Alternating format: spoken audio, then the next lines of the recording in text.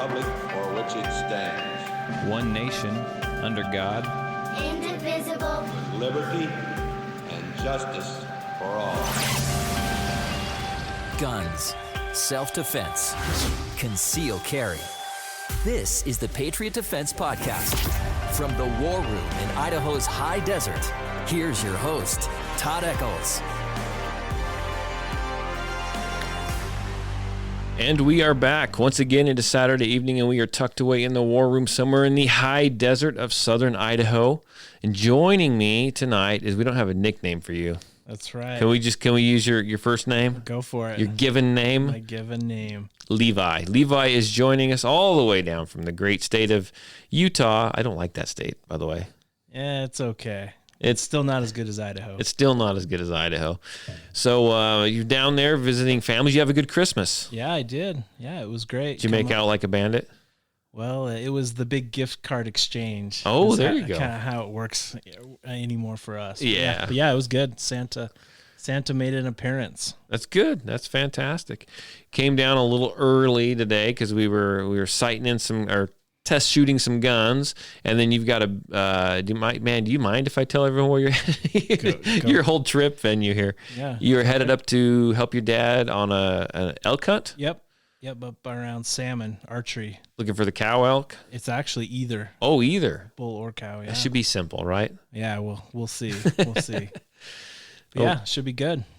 But it's good to have you here, by the way. I'm glad you can make it down. Yeah. You've been on one other episode, and it was good. It was a good episode. And you actually listened to it. I did. Most people do their podcast, and then they don't like to listen to them later on. Well, yeah, because you're like, well, I was there. I don't need to listen to it. But I thought, oh, I should go and... Did you share the last one with family and friends? I did. I told a few people. There's some people that would probably not normally listen to firearms really? podcast. Did they listen to it? They did. Did they like it? Yeah, I had some questions after. Did they you? were asking, like, what do all these things mean, and what were you guys talking about? So yeah, it was good. That's good. Maybe we got some new subscribers. Maybe. That'd be sweet. That'd be awesome. But yeah, thanks for coming down and helping me out today. And thanks for coming down early. And we had Jillian. Jillian. I don't know how she says that. Yeah. We're gonna call her Jillian. That's what I call her. Jillian. And now Whatever. you got me all mixed up. But Jillian came down and she wanted to shoot that. The last podcast she was on, I talked about an XDM 10 millimeter. Yep.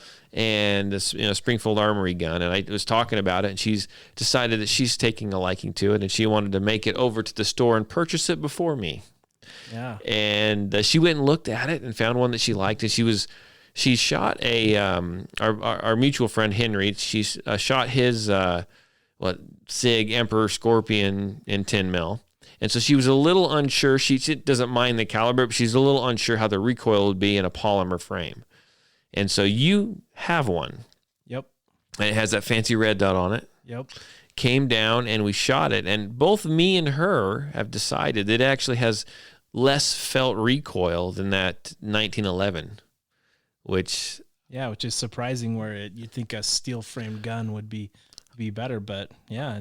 I don't know if it's because the XDM has the thicker grips on it, maybe it just plants itself on the hand better. I don't know. I don't know what the deal is, but she liked it better. I liked it better. But so you bought that gun for a specific purpose, right? Yeah, I went up to Alaska 2 summers ago to go fishing, and so we were just fishing right off the riverbanks. Right. And so I ended up getting a chest harness or a chest holster to wear. So Kenai gun. I think it's a gunfighter is what it's called. Yeah. So it's right there under your waders, but still pretty accessible. Sure. So yeah, so I got that, and then got these really hopped up, like solid copper core, ammo that's made specifically, kind of for bear. Right. And so obviously 10 millimeter isn't the best solution, but it's not a bad one. Yeah, it's either that or going to a revolver, going to something big, and the Magnum, 44 up to like your 460 Casuls, all that stuff. Sure. So, but I'm like, I didn't really want to, because those handguns those revolvers are really expensive. Oh yeah. And so I'm like, I don't really want to go buy something like that I'll never really shoot. So I thought, well, I'll grab this Springfield 10 millimeter, and it's similar because that's what I also shoot for.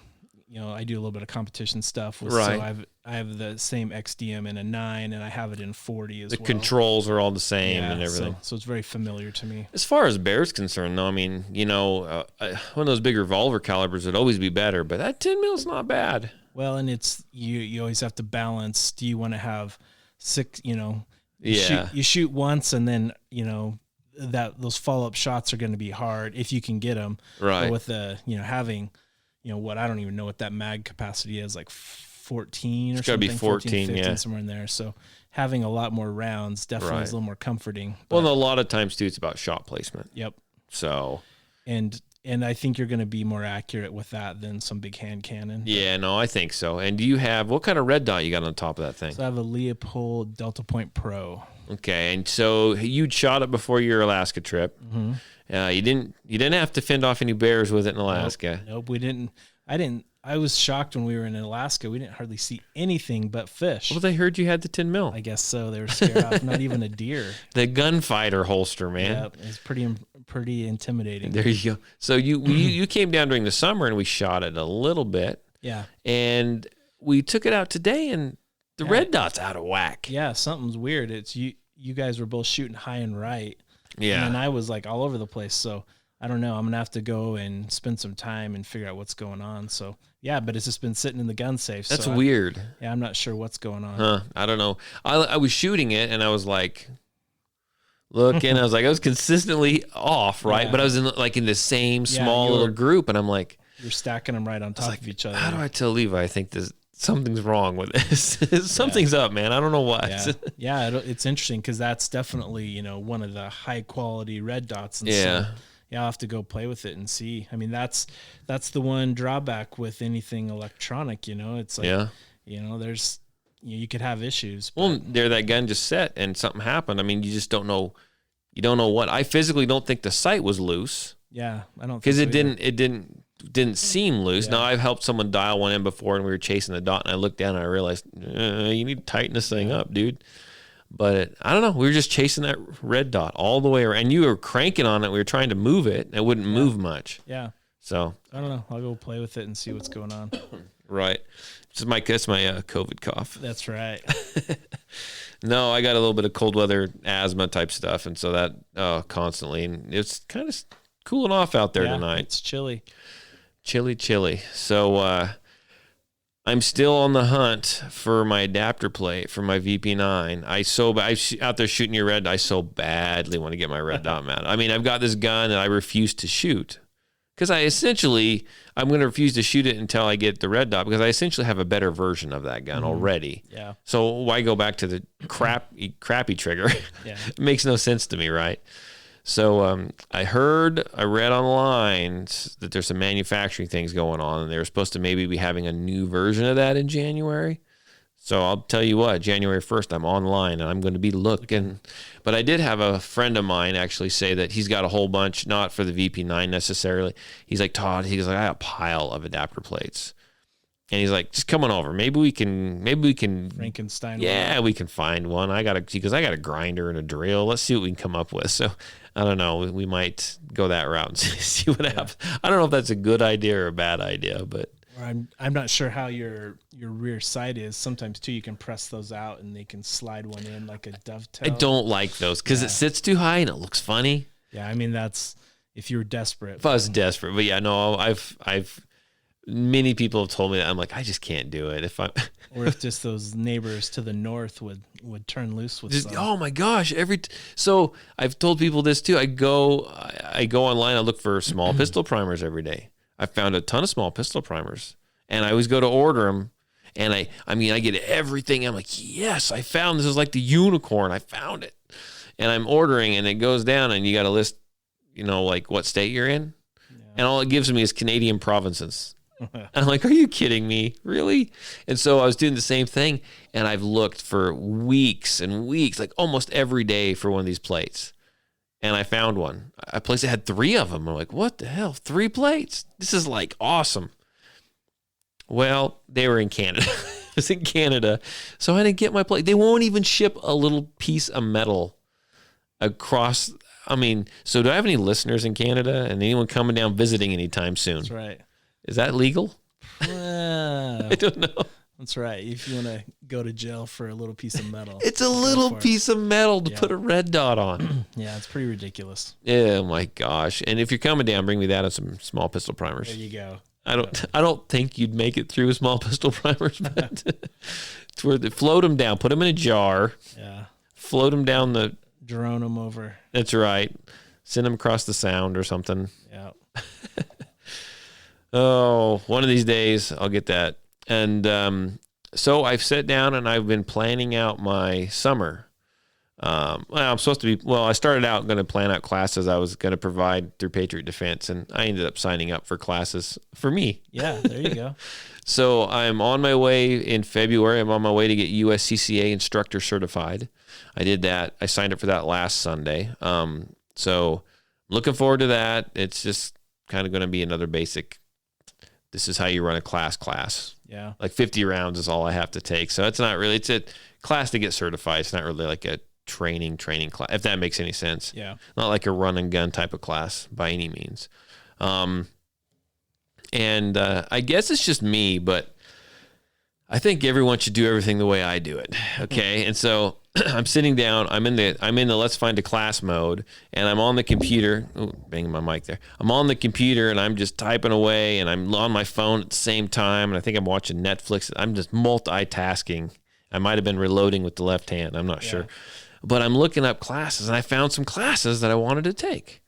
I like to appendix carry, and there's a guy out there he's pretty top notch appendix carry guy. And so I thought, let's take a class from him, right? He's the guy that actually made my holster. Other holster guys listening, sorry, he's the guy that made the expensive holster that I bought, right? Yeah. And keeper's concealment. Okay. And so I was like, I'll sign up for a class for him. They don't have any classes listed for the new year yet. And I don't know if that's due to COVID. I don't know what that's due to, but I'm going around looking at other instructors, and I can't hardly find any classes. And I'm like, get your crap together. I'm ready to spend some money. Yeah. And I really wanted to sign up for one of this guy's classes, and I sent him a Facebook message because it was right there, right on his Facebook, not his personal Facebook page, but his business Facebook page. I'm not going to go to his personal page. I'm not going to do that. You would have thought I got a response, right? I was real nice. I said, hey, can you just let me know when you think you might have your schedule out so I know when to keep an eye, because I want to sign up for maybe a couple of your classes. Is that nice enough, right? Yeah. I didn't say what the hell, where's your class list? Yeah. I mean, nothing like that. I got nothing, no response. It's been a week.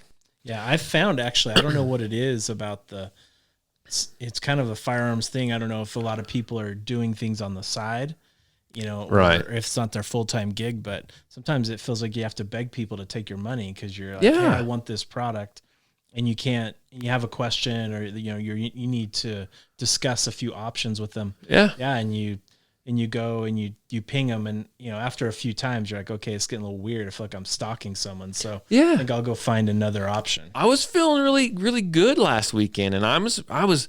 It's going to be a good year. Todd's going to go take some training classes, and I could not get anyone to take my money. Yep. And I'm like, okay, well, it's going to be spent on something else. I mean, it's just.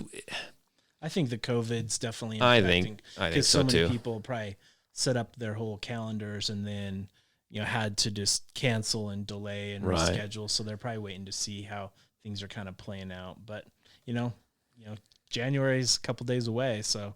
Yeah, we'll see. I'll keep checking. I'll keep out tomorrow. That's usually I do it Sunday morning. I still get up really early in the morning, and I'll probably head out here about 4:00 and have my oatmeal. Yep. Turn the heat on. I'll pop on Netflix or Hulu or YouTube video, and then while that's playing, that's when I start thinking and reloading and doing. I live a weird life, man. This is kind of what I do in the mornings. At least on the days I'm not at the gym. Usually that's weekend days. Yeah. And I don't know how to, something else. And we had a kind of a list of stuff to talk about here, Levi. And of course, when I start to talk, I start to think about also other stuff that's happened during the week. But I kind of I don't know how to explain this. And this might sound real funny. You can tell me, you're pretty good at deciphering maybe what I mean. I don't know. Yeah. So, and I think we talked about this on the phone, but I I'm looking around. I'm looking. I just need to go take some other classes, right? Some more like continuing education classes. I have no problem doing that, and I don't necessarily want to take a bunch of continuing education like local. There's guys that I can go get it from, and there's nothing wrong with them. But I'm not gonna. That's competition. Taking a class from competition. I'm not gonna go do that. I'm gonna go somewhere else. It just keeps everyone okay with. Does that make sense? Yeah. Everyone's still happy with each other, and. Yep. They won't say, I won't go to them and say, man, I can't believe they did this in their class. And they're going to look at me and say, how come you're an instructor? How come you're taking a class from me, the competition? I want to stay away from that. And if you get hot in here, we can turn that heat down, by the way. Okay. But I'm looking around and I'm poking around and I'm Googling stuff, and I'm willing to go across the country and take some classes, right? I'm sure I need to go find some specialty type classes. I'm not talking rifle, like appendix carry, or maybe help fine tune me with a red dot or something like that. I don't know, because I won't say I'm good at everything, because I'm definitely not. But a lot of the classes I'm finding are like the classes I already teach, right? And I'm not saying I'm great at that, because I could always be better, but I want something different. But everything, am I going to go all the way to Oklahoma to take a class from Joe, who might be just like me? Does that make sense? No, yeah. How do you know who's top of the? Because you go and you spend your money. You want to maybe take one. I won't say top tier, but you want to take cream of the crop. Does that make sense? Yeah. But there's thousands of guys like me. Yeah. That are on there. I don't want to go take a class from Joe, but I can't find anything else. Yeah, I don't know. I mean, does that make sense? I think a lot of it's just word of mouth. If you can find some other people that have taken classes with them, and you look at their reviews and things. And I don't have any friends, Levi. I have you, and I have Tarver, and I have Mark. Yeah. Well, I can hook you up. There's there's one in southern Utah that's really good. Yeah, that's right. You do go to some place. Yeah. Shout them out. I don't care. It's a TPC, Tactical Performance Center. Okay. That's where I've taken one handgun and then one PCC, or pistol caliber carbine. Right. And they definitely are a little more geared towards competition stuff, but that handgun, it's called the handgun mastery class, so it's kind of their intro handgun You've class. talked to me about this before. And that was amazing. Right. Going from just hey, you grew up around guns and you just go shoot a few times a year, to going, and they start from the ground up. Like, hey, this is how you hold the gun. This is how the sights work. This is how everything works. And they kind of build you up. And it's a 3-day thing. Oh, you guys say they do that through through the entire class, which is 3 days. Correct. How many rounds did you fire? Ooh, it was probably a little over 1,000. Okay. And so over 3 days, which I've actually shot. I did one years and years ago. It was supposed to be a group class. Yeah. This was probably like 10 years ago. And everyone else backed out except for me. And when I showed up, it was just me and the instructor, and we shot 1,200 rounds in one day. Wow! Did you say 40 cal? And was it a 3-day class? No, it was a 1-day thing. But I thought there was going to be 4 other guys. And you pumped it through 40 cal of a compact 40. Ouch! Yeah, it was but it's amazing though when you shoot a lot of rounds, what you like. How you shoot at the start of the day versus the end. Oh yeah, you make a huge increase. Sure, but then you don't go shoot very much, and it just kind of it expires. It filters, it kind of just filters away. Yeah. Yep. So if you're not constantly out, making sure you're shooting a lot, you lose it. But yeah. So yeah, they're good, and there's another company in Utah. Don't tap on that. Yeah, there's another company in Utah that brings in some of the best instructors from around the country. Gotcha. And then they just, they'll just organize, and then they get, a group of, 15, 20, 30 people. Yeah. So I've taken some Masad Ayub classes before. Those were good. I've taken like the Mag 40 class, and I went down to Kansas and did that one. That was a week-long class. That was a good class. It was a great class. I might have to holler at you and maybe go check that pistol class out. I don't mind starting at the beginning, right? I don't mind doing that, but I don't want to sign up for a beginner's class. Well, yeah, and where I'm just like bang, bang, bang, bang, yeah, bang, okay, I need more. I want more than that. Yeah, does that make sense? Well, and it was interesting because there was a lot of guys that were in the class that were really good. Yeah, and they were taking it again, right? Because they're just like, you go through the first time, you're learning a lot of things. Sure. So you go through the second time, now you're really concentrating on stuff that you didn't even. Well, realize. Your brain will kick some of that stuff out. Yeah. Yeah. So you're gonna fill in the blanks, right? You're gonna retain some, and then you go back again. So how much was a class like that for 3 days? I think it was in the $600 to $700 range. That's not bad. And then with these guys, if you take a class and then you go back again, they give you a pretty good discount once you take your repeat student, I guess. You call it. Yeah, because then it gets it down to around, maybe in the $500 range, which, at first you're thinking, holy moly, that's a lot of money. But when you go and do it, you're like, okay, these people are professionals. They really know what they're doing. Yeah, were you like drawing from a holster and all that, or? Yeah, we would draw from holster, but it was all more, it was all outside the waistband type of competition type holsters, not gotcha. like a. Well, really, that will carry over too, because all you got to do now. So I appendix carry, so I'd have to move the holster over. But really, you're just when you're drawing from outside the waistband, you're bringing your weak hand up here, as I do it. You're bringing that weak hand up to your chest anyway. Yeah. The only difference is now you're grabbing and moving that cover garment. And I'm sure if you want to do your appendix holster, some places don't allow that. That's true. You'd have to find out. Yeah, some places don't allow that. So I mean, I'd play by the rules. I'm not gonna, Yeah. What's interesting too is this company, someone, and I don't know how all the marketing thing worked, but they had someone who they partnered with, and they put that entire class online, and it's not cheap. I think it's like $700. You can buy it, a multiple day class, and you just do it all. It's at home. Yeah. Really? So it's a completely online. That exact class. Yeah. And so, but I mean, it's different because you don't have someone right there to correct you. Yeah. But I saw it. I was like, interesting. That's interesting though. Not cheap, but I bet you they sell the piss out of it though.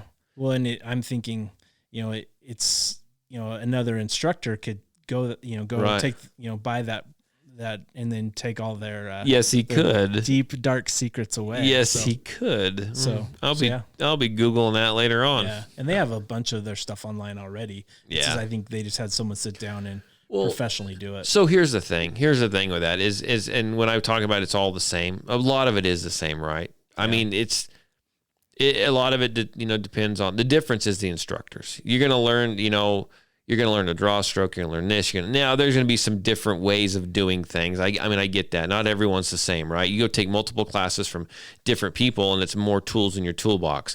Joe instructor right here, might explain it one way, and you kind of understand it, but not really. And you go over here and see Gary 3 months later, and he might explain the same thing, but explain it a different way, and you're like, oh, I get it now. That makes sense to me.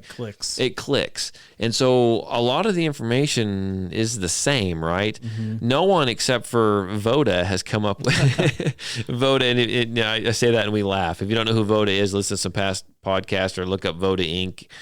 He was shooting porns last time I checked, but that's actually true. He actually got into... Oh, that's great. Yeah, anyhow, he had some different out-of-the-box training techniques, right? Self-defense techniques. But most of it, everything's going to be the same.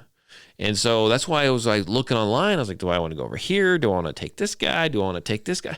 Because if you look at their comments, everyone loves them. Somebody loves them. Somebody loves this guy. Somebody loves this guy. It's like, where do I go spend my money at? And if this guy is $700 and this guy's $500 and this guy's $400, is this guy just really, really reasonable? Yeah. Or am I missing out for $200? I mean, I don't know. It's hard. It's hard to know, but yeah, I think a lot of it's just spending time and getting out there and doing it. But so I think you need to come and take that class with me. Would you be up for it? Yeah, I'd probably do it again.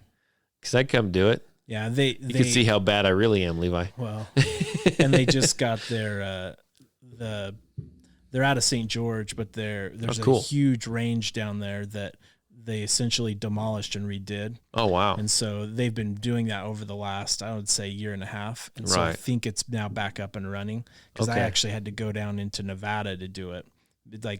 It's just over the border. There's a Mesquite, Nevada. They have a range there. Oh, okay. So that's where we had to go. Is it hot? I did it. I can't remember what time of the year I did it. I think it was in kind of the late fall, and it wasn't. I'm telling you, well, we need to talk after this because I will go to that. If you're willing, and we look it up and we come up with something, I will go to that. That'll be my training class for the year. I need to start doing that more because I've had my real estate license in the past years, and there's always continuing education. Yeah. You get busy, right? I'm essentially the only employee. Yep. And so when I take time off, that cuts into everything else, and you know how it is. But I need to start doing some more continuing ed. They sent me numerous times throughout the year to learn how to kill bugs at my last job, so I probably should take some kind of shooting courses. Well, practice what you preach, right? Yeah, exactly. Yeah. Look at that. You're making me feel guilty now. There you go. That's what I'm here for. Train. So we'll look into that, and we'll have to report back. Maybe I'll do I wonder if they talk on the podcast. Maybe. Yeah. You could check them out. So another thing we're talking about doing, and actually when I had you on last time, we talked to Tiger of Tiger's, zombie running gun or whatever he calls it, right? And he's been trying to get me to go down there for the last 4 years. And I've always had a race or something. I couldn't do it. And I actually have a 100-miler that I think is still scheduled for around then. And I'm kind of over that now. And I'm really... every day I'm a little closer just to say I'm done. I'm not going to do that 100-miler. Keep my money. I paid for that thing 2 years ago. I don't even care anymore. And I think we're talking about teaming up. Yeah, going down there. Tiger, if he's listening, he's going to say, "I've heard this before, Todd." That's right. But we were talking strategy earlier. Yep. And the big problem I have is I think I can carry some gear, and I think I can go the distance. Right. And I probably should be, I can probably hold my own. I'm not saying I'm going to be the best of the best. I can hold my own with a handgun, I think. That rifle has me worried because I kill my deer, man. That's all I do with the rifle.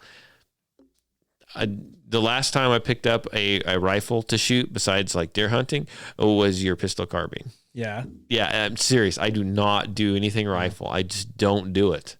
But I think it's, the trigger's similar, right? You can pull a trigger on a pistol then it'll go over to a rifle. And, in some ways, close distance, a rifle should be easier because you have more points of contact. You can control it a little better. It's, and then it's when the targets start getting far, but most of those don't have a lot of those. But with your, within 100 yards, it's pretty much point and shoot, if you have a red dot on there. So hoping we've got us a little strategy figured out. So you ready? Yeah, let's do it. Getting your run on. That's right. You're gonna have to drag me along because I think this will be more like a hiking. Then that's what is it? A hiking gun. A hiking. So you doing your battle ropes and stuff? You getting all ready? That's right. Climbing ropes. You're no, Todd. It's the holidays. Somersaults with the AR. All that good stuff. All that good stuff. So no, I think this will be fun. We just have to figure out how we're going to get down there because. Yeah. With everything that's going on in this world today, if they start requiring vaccinations to fly, dude, I'm walking. Anyhow. I'll fly and you can drive. So we might have to, actually. You're all about the flying, aren't you? Just get there, there quick. Yeah, it's actually not that bad of a drive, but it's a Missouri, right? So I'll pay for all your fuel. Oh, okay. It's just, no, we'll figure something out. It's just... it's just a hassle flying with the guns and I've done it. I've only done it once. It's not too big of a deal, but it's a whole it's a definitely they won't let me on. I got the COVID. Flying out of you're shut up. Flying out of Idaho and stuff isn't too bad though. They're used to it, but right as long as you've got gun friendly states where you're going and coming from, but you have to be careful though too. I've heard some crazy stories where people are flying. Their flight gets diverted. Yes. And then all of a sudden they're a felon because where their plane landed. Yeah. So do you want to risk that? Do you truly want to risk that? I like to take risks. I don't. I'd rather drive. Oh, okay. We'll figure that out. Yeah, we'll figure that out. That's a ways out. I think it'll be fun to. I think it'll be fun to go down there, take the podcast equipment, and he said we could run it a day early. Shoot the RO. Yeah, match the range. He promised. You heard him. I've got it recorded somewhere. Yeah, that's right. I remember it. I'll replay it for him and say you must comply. That's right. So we can go down there. We can dirt bag it in a tent or something. What do you think? It's all good. Whatever. Okay, I'm old. I don't sleep in tents well. Yeah, I think he said the nearest lodging is about I think you said it was about 40 minutes away. So that ain't bad. Yeah, no, that's not a big Yeah, deal. we'll figure that. Well, no one else wants to hear our travel details. That's right. I sleep with a teddy bear, so just be aware. I'm go. kidding. Sweet. So what's going on with the ATF? Everyone was all hubbub. ATF this, ATF that. Yep. I don't know. So they recanted. Yep. They decided they were going to tell you the truth. I mean, I was having a hard time following what they were doing because, that at one time, they said, okay, you can have a pistol brace, and I don't know if we should explain even what that is. So we've talked about it before, but you sound like it's a rifle thing. You probably know more about it than me. I'll be straight up honest with you. So, I mean, it's an interesting kind of interpretation. So to have and most of the time they're on AR-15s, but any rifle, if you're, and someone will probably be yelling at me because I'm not saying all this right, but if the barrel is under 16 inches, then it's considered a short barreled rifle. Right.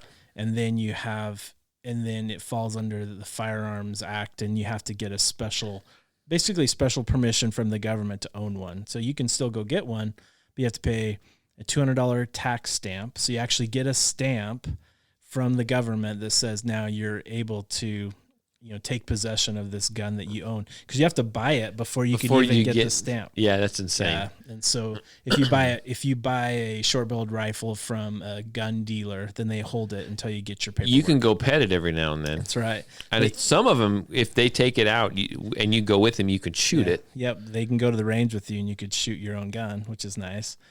And then, so you go through all that, and then it's a custody battle. Yeah, it's the same with getting like a suppressor or a full auto rifle. But so the rule was that you couldn't have a rifle under barrel under 16 inches. So then, pistols kind of hit the scene where you could have it's essentially, that's what it's called. It's a pistol. You're shooting a rifle one-handed. So they made they're called braces. Pistol braces. Yeah. So it's they can actually go around your forearm, and they have an elastic, like Velcro type device. And I'm sure there's different kinds. They were actually made for like wounded vets. Yeah. So they could still shoot one. Yeah. Yep, exactly. So that they could do that. And then normally too, because you're shooting it one-handed, they bring the barrel a lot, they made it a lot shorter. So it could be anywhere from, 5-6 inches up through, 10. 10's a pretty popular length, because the ballistics are good from about 10 out. Mm-hmm. And so they had all these options. So they said, okay, yeah, you can do it. Then they become super popular. Millions of them were sold. And then the ATF decided, hey, we want to change our opinion. But then they wouldn't give any concrete explanations of what they wanted to do. From what I heard, that they just didn't like them, but they weren't going to tell you these are the specifications. They're going to leave it very gray so that they can just do whatever they want. Yeah. And so they got a huge response. And it was actually interesting, because I was going to log on, and they'd opened it up for comments. Yes. And so I was actually getting on to make a comment, but I was like, well, I want to kind of know exactly what I'm going to say and in the specifics. And then later that day, they backed off. They said, yeah, we're pulling this. So I heard that, the GOA, the Gun Owners of America, the head of the Gun Owners of America, got out there and he called them out. And he called President Trump out, actually. Yeah, exactly. And he said, President Trump, you need to do something. You need to shake this up. You need to fire someone. You can do this. You honestly can do something. Whether it'll stick or not, if you're out of here, probably not. It's just everything's gonna go back to the way it was. But you need to do something for us, right? Something for the Second Amendment. Now, I don't know if that had anything to do with it. I thought I read an article that said that Trump had, almost had to cough there, that Trump actually had said something or done something, and maybe that's why they backed off. I don't know. I don't know that for a fact, but it's just kind of weird. One day they were there, and one day they backed off. Now, they are also at the same time, or just before they started chasing these braces again, they were going after the 80%, polymer 80s, the polymer 80 build kits, and it was essentially a kit that you actually had a polymer 80 lower, which is non-serialized, that they gave you everything you needed to finish that, and the rest of the kit had the upper, the barrel, everything you needed, right? And you could buy these kits. and so they're still going after those. I don't think they've backed off on those at all. I mean, from what I can tell. Yeah, I think they're not real happy about those. Well, I heard that there was, when they first came out with those kits, I don't know how much they were selling for, but I heard that some guy came in and bought like 20,000 of them. Whoa. Yeah, you can't tell me that he's not doing maybe something shady, right? Yeah. So they did the same thing with the high capacity mags, and they have what they call it was a mag repair kit. Yep. And they Colorado. they sold the body, the spring, the follower, the base, and they sold them all. It was all taken apart, and they had them in a big bag. This is what you need to buy. This is your mag repair kit. Yep. As long as you assembled it, it was good to go. It was good to go, or at least that was the loophole. Yeah. So yeah, I mean it's hard. I mean, I'm someone that I can sympathize with other people's views, and I see what they're trying to do, but from my side, it's like, it's Second Amendment. It's in the Constitution, right? It's like, well, what restrictions are we going to put on the First Amendment? Right? Religion, speech. Well, there's all kinds of things, and so it's it's there for a reason, and people are trying to they don't like it, so they want to change it, and especially when you get into these things like the ATF, it's not an elected body. We didn't vote for those people. Yeah, how can they jump in there and make our laws? Yep. And so that's where that's what a lot of people are saying is like, this needs to go through Congress. Right. And personally, I feel like if they, a lot of these things they do would be unconstitutional, and lately you're seeing these things go to the courts, and most of the time it's being found in favor of, gun rights that they're putting restrictions, and that doesn't really play with the Constitution. I think it's only going to get worse too. Yeah, it's fixing to get bad. Yeah, but you also are seeing a lot of times when these things are challenged, the ATF and some of these other bodies that are pushing it, or just people making lawsuits, they're backing off because they're finding that when it goes to the court's supposed to follow the law, right? Right. And they're finding in favor of the Constitution, and so they don't want them to go to court because then it creates precedent and it actually is backfiring on them. So they'll try to use executive orders, other ways to get around it. Around doing it, yeah. Yeah. So. And I think too that hopefully it was a kind of an eye opener too, that there was so many there's so many new gun owners now. There's like 7 million new gun owners over the last year, and a good portion of them, or there was, I don't know how good of a portion, but there was a portion of them that were Democrats, right? Yeah. That were people that were against guns, that thought, man, this is what's happening. There's riots in the streets. They're burning down cities. So I need to be able to protect myself. And we talked about this numerous times. I feel like a lot of this is repeat, but they went to purchase firearms, and they found out that they can't have a firearm just shipped to their house off the internet.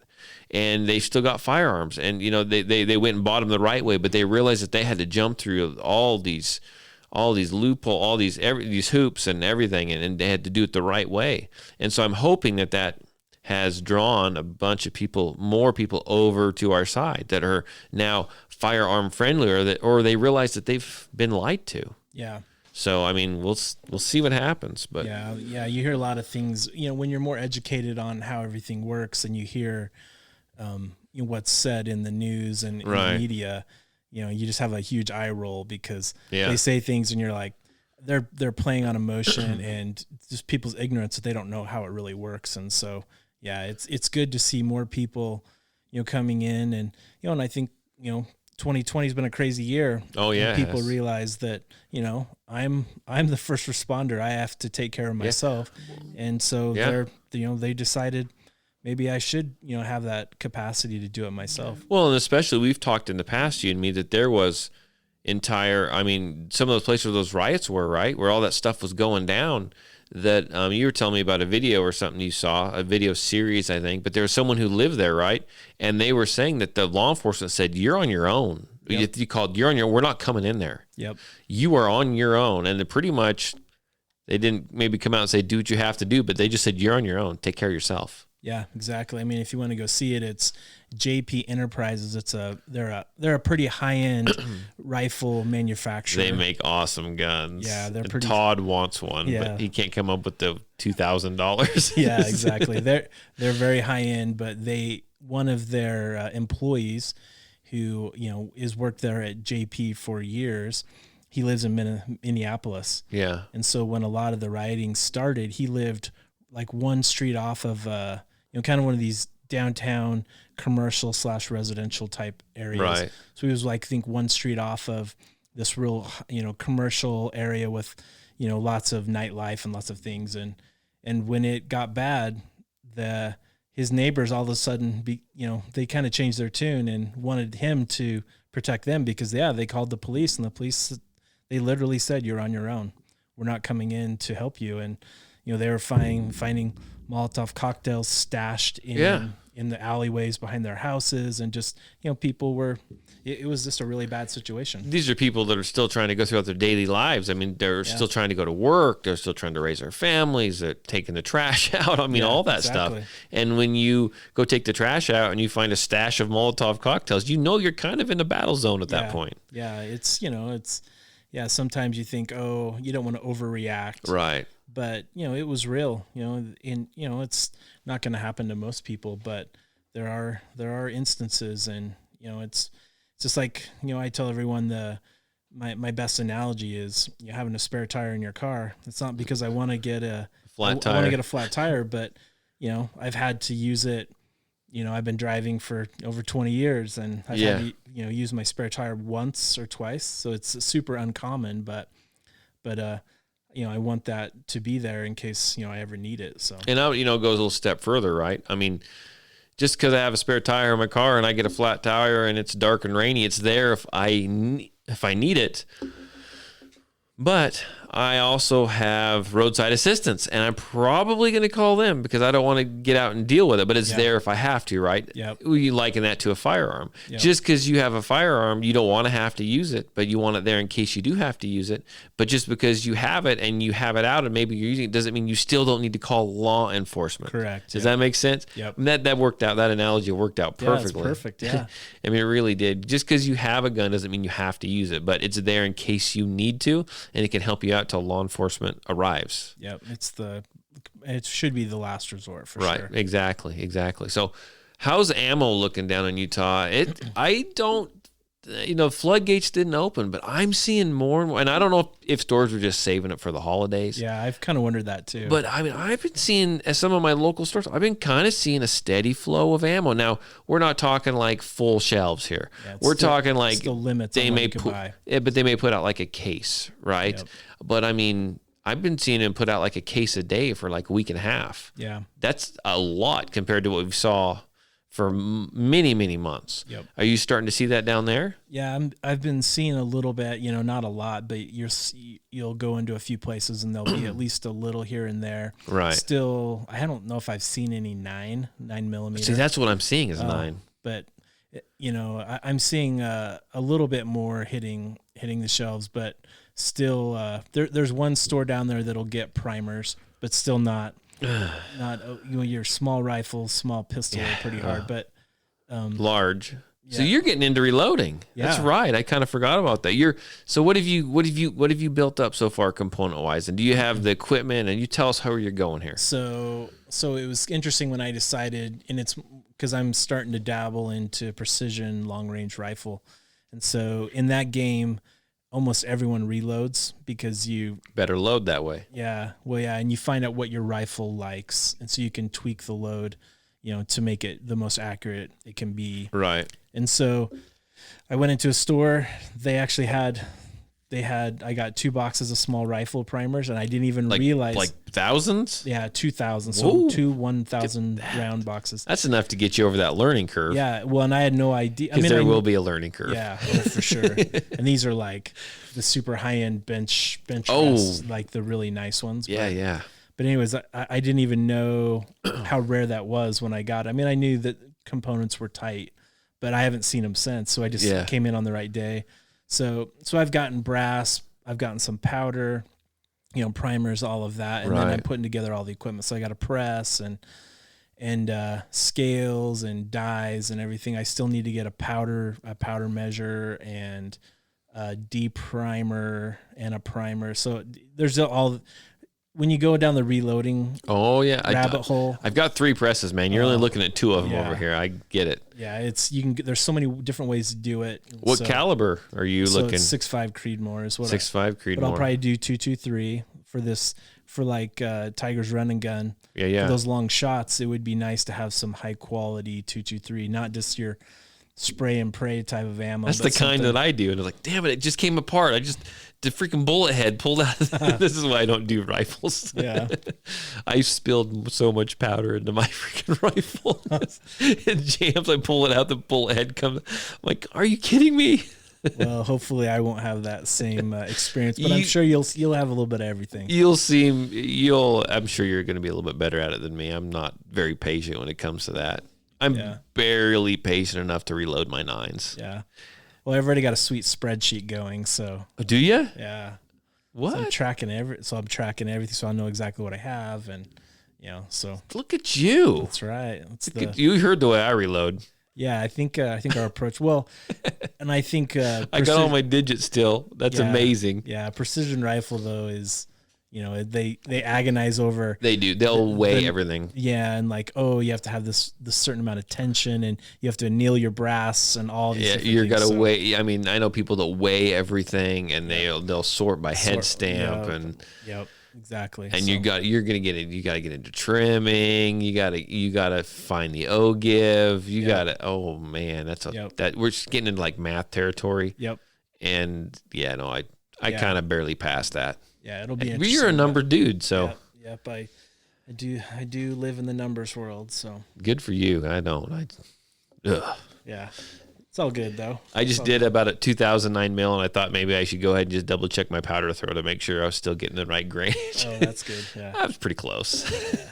I measured 3 times, and I went 0.1 below where I wanted to be. One of them hit right on, the other one was 0.1 over. That's good enough. Yeah, we'll call it good. Yeah, for a lot of the handgun stuff, it will be. I'm sure. It'll be just fine. If it doesn't, then I'll find a gun that'll shoot it. I don't care. That's right. I'll give it to my buddy. Shoot this for me. See what you think. Your ammo tester. Yeah, I go so light it doesn't matter. I'm not going to hurt myself. Well, yeah, we'll just leave it at that. Side question: have you ever had any squibs? No, I have not actually. I have not. I have when I was running my progressive. Now I've punched primers in backwards. You're like, why does it go? Oh, well, the primer's in upside down. Yeah. That's not gonna work. Occasionally, I'll press them in sideways. Yeah. Pretty lucky they don't go off at that point. Exactly. But no, I've slowed it way down as to using my progressive now because that thing just pissed me off. I'm on to my turret press, and I hand progress. Mm-hmm. I mean, I do a lot of the steps outside of the press and get everything ready. And the only thing I'm using the press for is to drop the powder and then seat the bullet. Gotcha. Seat and size, I guess. But I mean, that's essentially minimal as possible. I'm making little tiny 9s, man. It doesn't matter. It does not matter. So we got crazy. I'm going to bring something up here. It's about everything that's going on in the world. Okay. And I see it more and more. And, my thoughts are strictly that. These are my thoughts. And I throw this out there because I got different thoughts than a lot of people. And I do feel like we should fight for our country. I do feel like we should fight for our Second Amendment. But I think there's different ways to go about doing it.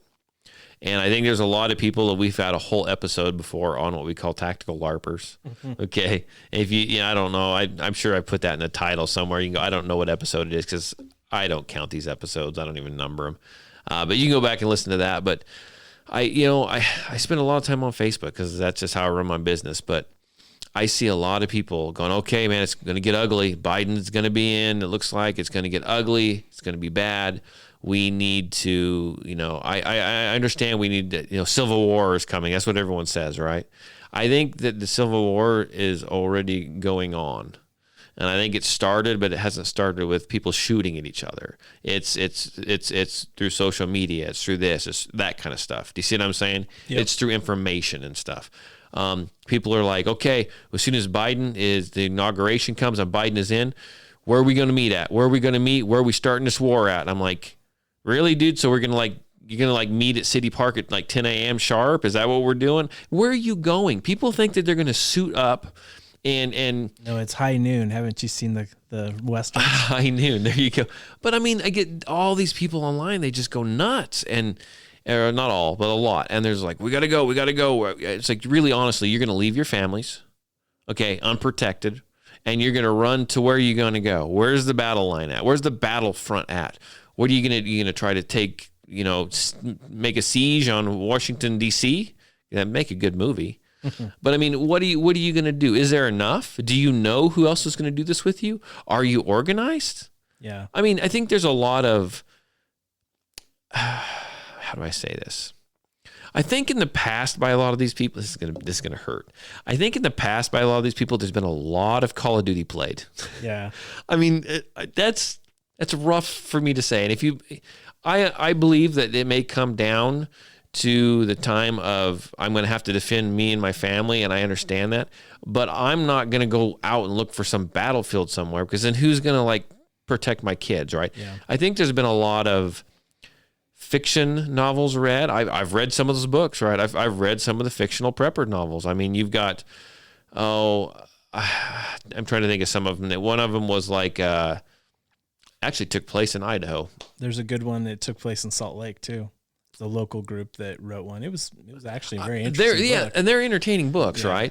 But there's a lot of glamorized stuff in there that's not going to happen. And I think that too many people are taking that as that's the way it's going to be. We're going to get in these little groups and we're going to fight. And I'll be honest with you, at one point, I think that I was there as well. Honestly, I think that I'm just responding on Facebook there. That was a deep thought right there. At one point, I was there too. I mean, I think I kind of, I don't say live that life, but that's the mentality. I think I got caught up in that stuff, right? Online forums are a perfect place for that stuff. I got caught up in a lot of that. But I mean, in all actuality, where are people going to go? It's not, in my mind, it's not going down like that. You're not just going to pack up your stuff one day, kiss your wife, you hug your kids and say, see, I'll be back when the war's over. Yeah. I mean, you're just not at this point. I mean, am I far off? No. I just feel like I'm ranting, and I am. Yeah. But no, I agree with you. I think some of this gets kind of romanticized by people. That's the word. But, and it's the whole thing you say never. So I, last year, went down to Colombia a couple times to do some medical humanitarian work with the refugees that are coming out of Venezuela. Right. And so, you think what some of these people say, you're like, well, it's in the U.S. is definitely different than a lot of these other countries. But, so you can't say never, because the Venezuela was probably in the top 10 GDP countries per capita in the world. Got it. Yes. So, and now there's no food. People are getting unfortunately killed in the streets because of the government. There was a guy, and I can't think of his name, and he wrote a bunch of stuff online. I can't. Fairfall, I think is what his name, and he wrote all about that. So no, I get what you're saying. I get what you're saying. Go on, I didn't mean to interrupt. Yeah, so it's stuff can happen. I mean, those people, a lot of those people in Venezuela probably thought never in a million years would they be in the situation they are right now, and they're actually fleeing. They have to sneak out of their country just to get away. Yeah, I get that. So, but I mean, that is in a very extreme example. And we will just throw in that they also confiscated their weapons before all this happened. But that's a whole side thing. Well, once you do that, you can do anything. Yep, exactly. So, but anyways, I mean, you're looking in the U.S., the chance of that happening is so small. But I think some people, they like the idea of hey, I get to go protect myself and do all these things. But yeah, I don't see it happening. But I guess if it ever came to it, at least you have the, you have some way of protecting yourself. But right. So how many? So let me go down this. Man, this is going to be great. Yeah. So how many people are actually prepared for that? A lot of people can talk. A lot of people can armchair quarterback. Are they physically prepared for it? Have they taken and done more than just a concealed carry permit class? Yeah. Because I know a lot of people that talk big. Okay, I've heard them. And I guarantee you they don't fire. Once they leave their concealed carry class, they don't fire their gun for years. Yeah.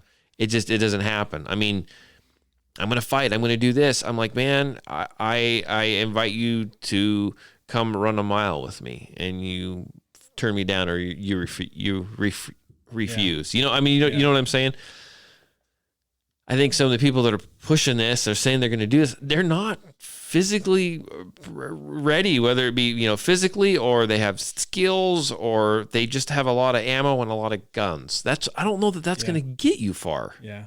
Well, the first time a bullet comes towards you, I mean, I never have either. I haven't been in the military. I haven't had experience with that, but I guarantee that your idea on how it all goes is going to change very quickly when the bullets are coming towards you, or heaven forbid you have a family member or friend that dies in combat. It becomes a real thing, and it's I'm with you. It's just like, where's this going to happen? How's it going to play out? I just don't see it happening. Yeah.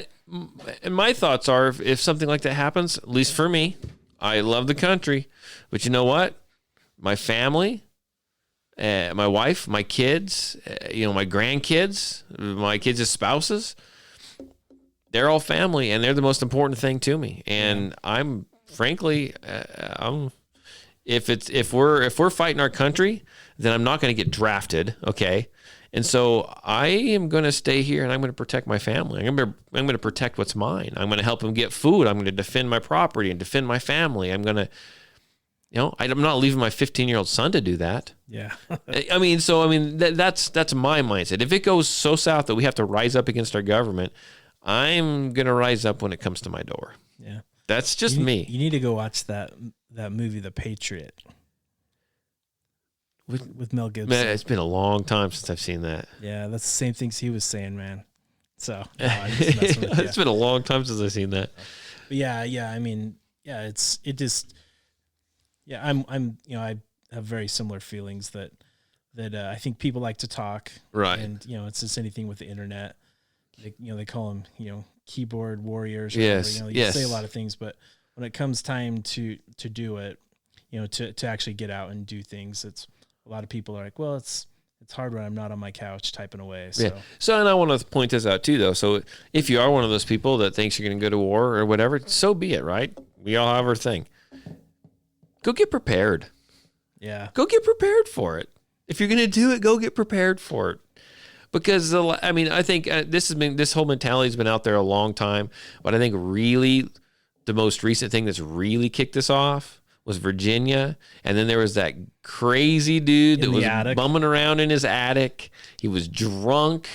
That was a nightmare. And he was talking about the boogaloo, and we actually had people show up. Yeah, well, that actually does show you, though, there are people that will come, so it's pretty. Pretty interesting. There are, but it's really interesting as well because, man, this show's taking turns. So some of the it's interesting because some of the people that like showed up to do that, first of all, they all looked silly after it was all said and done. Okay. Yeah. But some of the people that are you ready to take, a lot of people are back to blue, do that. I get it. Are you ready to kill a law enforcement officer? A lot of those people a good portion of them that were behind this and that showed up, guess what? They're the same guys that trained. These were instructors. They were the same guys that trained the law enforcement officers that they were going to be fighting. Yeah. I mean, the whole thing is just weird. That was a mess anyway, but that's what really got people fired up. I mean, it really did. I think this is dangerous territory because I think this type of online forum stuff, this tactical, what do they call tactical it? LARPing and all this stuff. It's going to help pump up that one guy that's going to go and fire the first shot and do something really bad. Does that make sense? Yeah. Because I think there's people, not everyone, but I think there's some people that they live it. They watch a video because you can find tons of videos about this stuff on YouTube. Tons of videos. They take it all in. They get themselves pumped up, and the next thing you know, they're going to be the guy that goes and tries to take someone important out. Yeah. Does that make sense? Yeah. No, I agree. And it's going to empower them, and then they're going to go and do that. And that could be really bad for the rest of us. Yeah, no, well, there's all the conspiracy theories, but sometimes, you're worried that someone who's anti-gun, they're actually hoping for something bad to happen. Yeah. Because then that gives them the ability to move in and try to take our rights. But they ignore that, guns are used, hundreds of thousands, if not millions of times a year to defend yourself. So you never hear about that stuff. Nope, exactly. But yeah, it's kind of a mess. I mean, we were talking about that fact of the media of you have to be careful because you get on YouTube, you watch something, and then it will just start feeding you the same information over and over again until you actually start to think, oh, this is just what everyone thinks because this is all I see. Yeah. And, there's algorithms and there's on Netflix, there's a little documentary called it's like social, I can't remember what it's called, social something. Yeah. Talks about social media and how it works. And how they feed you if you watch one little video. Because every time you click, they make money. Yeah. So, so that's what they want. And you have to be careful. I consume news from I'm definitely more of a conservative leaning person, but I try to keep an open mind. I actually get some of my news from a more liberal source, just so that I'm hearing both sides. Sure. And I think it's good. You don't want to just fall down a rabbit hole and then next thing you know, you end up in a place you never thought you'd be. Right. I mean, I'm more libertarian. I'm more for let's just get rid of the freaking government. They can protect the country a little bit, and the states can all just divide apart and be their own state. And if you don't like it there, you can go somewhere else. Yep. People look at me and shake their heads when I say that. I'm like, it works for me, man. Yeah, I mean, I think it's just a balance of everything. And, and everyone wants something different. I want full auto and weed. That's right. That's right. So, anyhow, we'll quit talking about that now in case I fire up more people. Yeah, you'll probably get a few comments and a few texts. I'm sure eventually I will. Yeah. So thank you for coming on. I do appreciate it. I got to tell into your Christmas visit. That's right. And I want to. You've listened to the last few podcasts where we've had listeners on, right? You came on twice now, but we had Jillian on, and then we had I forget the New York guy from New York. Oh, I haven't actually heard that one yet. Oh, well, that one's out. Okay, check it out.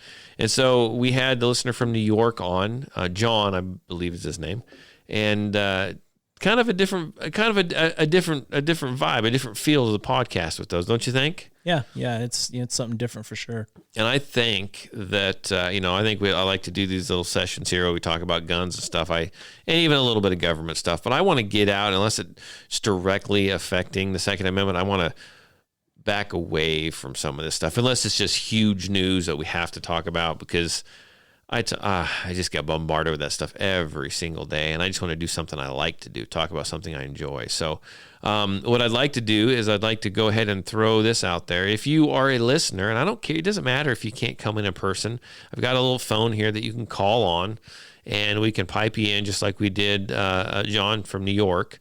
And tell us your story. How did you get into firearms? Did you just recently get into firearms? Maybe you're one of those 7,000 new gun owners, or 7 million gun owners. Yeah. Let me know. Maybe you lived in places like up in Minneapolis, where it was Minneapolis, where the cities were under siege and burning and looting, and maybe talk to us. Salt Lake City, Provo. Yeah. Happened there. Yeah. I mean, maybe call us and tell us what it was like there. I want to hear your story. It doesn't matter if you don't, maybe you just want to get on the podcast with us and chat. I'm cool with that too. Maybe you want to say that everything that I'm talking about is garbage and trash, and I'm good with that too, because I'm married. I hear that a lot. So you can give me a call. You can shoot me a text, and I'll get you on. We'd like to do it 1, maybe 2 of those a month. You can call me. You can text me, area code 620-794-6223. That's area code 620-794-6223. You can find the podcasts on Spotify, iTunes, Stitcher, anywhere that you can find podcasts. I'm sure you can pull us up. And if you go there and you can't find us, let me know, and I will fix it in just a few minutes. I'm sure it won't take me very long. I'm actually getting halfway decent at the podcast game a little bit. Sarah M., Hey, we like your content. Thank you, Sarah. I appreciate it. We try. Sometimes I think we do better than others. Some shows are a little but that's good though. I'm trying to keep it upbeat. Share it with your family, friends. Make sure they subscribe. You can actually take this video off of YouTube here when it's posted, and you can actually share that link on your social media site. That would be awesome. I'm looking at some of the other social media sites, and I don't know yet. I'll figure that out as time comes. If it was that number 5 adapter plate for my VP9, I'd be all over it, right? Just like we talked about earlier. But I'll keep moving forward and trying to get this out to more people. But until then, we will be on. I'll be on. You'll be busy. Good luck on your elk hunt, by the way. Thank you. Or your dad's elk hunt, by the way. That's right. I'm just there to haul it. That's right. To pack it out. Yep. We got to do stuff like that for our dads, don't we? Right. Yeah, yep. I was helping mine. He's not doing well right now. So I was getting firewood the other day. But anyhow, we'll be back on next week, and we will see you then. Bye.